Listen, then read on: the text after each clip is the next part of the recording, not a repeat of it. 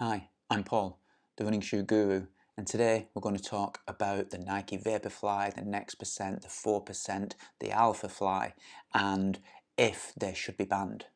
First of all, let's look at the whole story surrounding carbon-plated racing shoes and competition shoes, where it started, where we're up to today, and try and look a little bit where it's going to end up. This week in the mainstream press, a lot of people jumped on the bandwagon saying that the Nike shoe is going to be banned. Now, although World Athletics have said they're investigating the future of footwear, there's been no announcement specifically regarding the Nike or any other shoe, and there are a lot of shoes in the pipeline that will be released very, very soon. So it was all conjecture, a little bit of clickbait.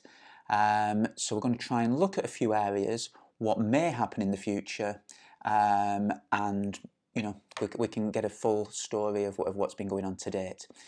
First of all, carbon-plated shoes aren't new, and depending on how long you've been around in athletics, you may remember this, a beautiful shoe made by Fila around about 2000.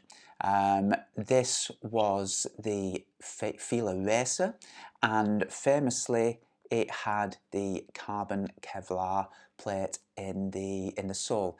You can see a cutaway window exposed in the midfoot here, and originally carbon plated shoes did have carbon midfoot shanks. There was the Brooks shoe and the Puma Graphlex before this one, but previously it was mainly put in there to reduce the weight by cutting away a lot of the midsole in the middle of the foot that really didn't come into contact with the ground, but used to stabilise laterally the flex of the shoe. The Fila Racer here had the carbon plate running through the midfoot and into this area, so it did give you a really responsive feel.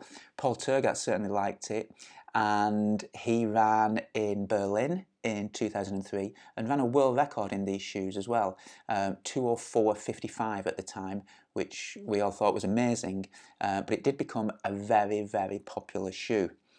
Now, if we fast forward 15 years or so, we had 2016, we had the Breaking 2 attempt from Nike and Eliud Kipchoge wearing the 4% shoe. And really what we had going on here was a combination of a new foam, a Pebax based foam, which was a more resilient, springy kind of material. And we saw racing shoes increasing the stack height, the overall height of the cushioning in the shoe. Now, a springy foam isn't really enough to power you down the road, because essentially part of you would almost sink into the shoe. So what Nike did was put the carbon fibre plate in there, but it was pre-formed and, generally speaking, following the red line that you can see in the midsole.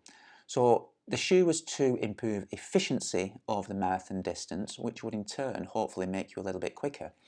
So by striking towards the rear of the foot, you essentially loaded the spring in this area, and as your foot rolled forward, the spring kind of pushed back into its original position and gave you that responsive toe off. It came very close then, 2 hours and 25 seconds, and we all know that the rest is history from there. But this was really where it all started in 2016. So fast forwarding again a couple of years.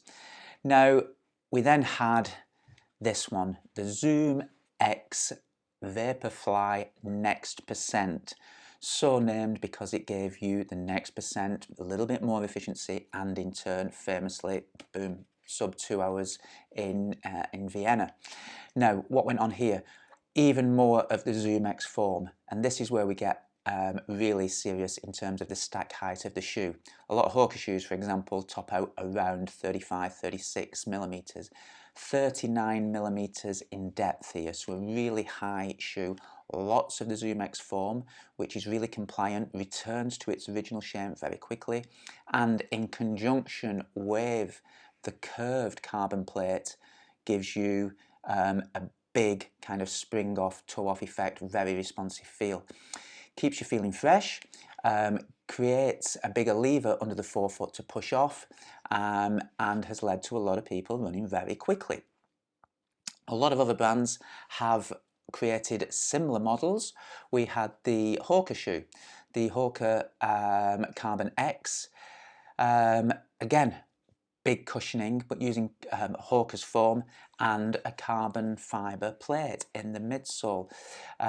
In this shoe, the carbon fibre though is predominantly quite flat.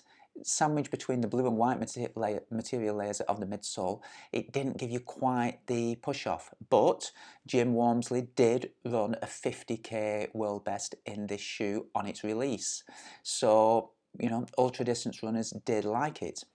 And then also late last year, New Balance, the 5280, a carbon-plated racer specifically aimed at mile runners on the road. A beautiful shoe, really, really lightweight. You can see the curvature of the shoe, carbon fibre plate embedded in the midsole, and a shoe that is really designed for someone that's landing mid to forefoot.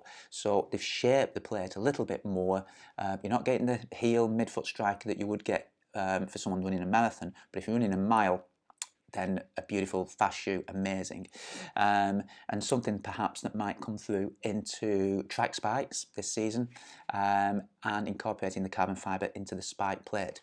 But the controversy last week was all about banning the shoe. Like I say, no announcement from World Athletics, previously known as IAAF, as to the shoe. But where confusion stemmed from was originally, I'm guessing, the Sub 2. Now, what we've got to remember is, with the Sub 2, there were a lot of factors contributing to that. We did focus on the shoes a little bit because they looked amazing, and they were a prototype that took this model even further. We believe they're going to be called the Alpha Fly.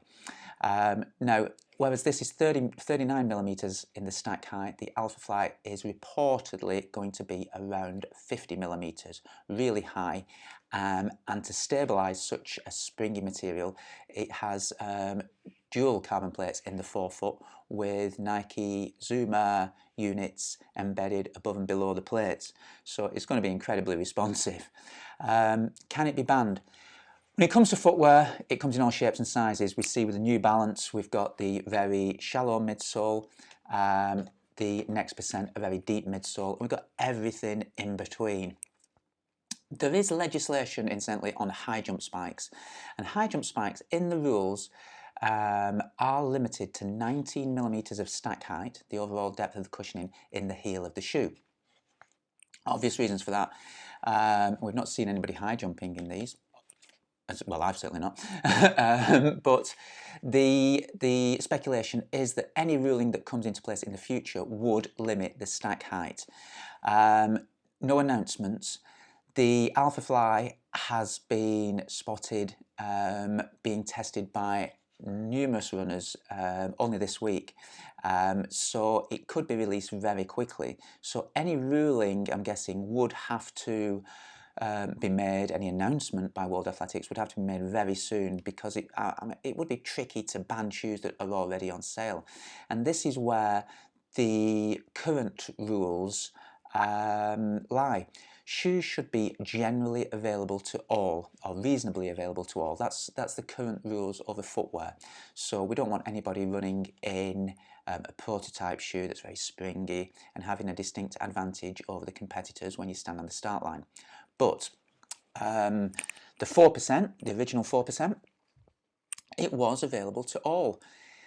When Monza took place, and indeed at the Ineos 159 Challenge in Vienna, Kipchoge ran in the prototype shoe, but there were other factors. There were the pacemakers, there were the gels being handed to him, there was a special surface. So none of those things made the actual time legal or an official world record. So it was purely an experiment. And the world record that Kipchoge himself has is in the standard shop version, shall we say, of this shoe, and it does look the standard edition. People may say that it's doctored and made specifically for the individual athlete. From what we see in photographs, it looks the same thing, and even Bridget Koskai's shoe that people mentioned in the reports this week, saying her ladies' world record could be banned, again, it does look like she's running in the standard shoe. So if a shoe is reasonably available to all, then as a rule stand, it's a legal shoe. So if a new shoe does come on sale, it's available to all, regardless of whether you choose to buy it or not and stump up the £200 plus. It's available to all. So it's an exciting time for footwear, and it's an exciting time for athletics. Certainly for the regular athlete, there's some great shoes coming out. Saucony, New Balance, Asics, Nike themselves, all have carbon plated shoes due out this spring, and we've already got a big showdown lined up with, albeit two Nike sponsored athletes in Kipchoge and Bakila at London, so it'll be interesting to see what shoes they wear.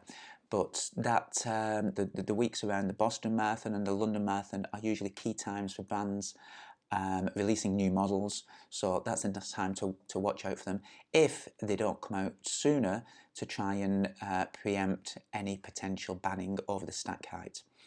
Hope that's a little bit more informative to you. There's a piece in Athletics Weekly this week as well, which looks at similar issues, but we'd like to hear your thoughts.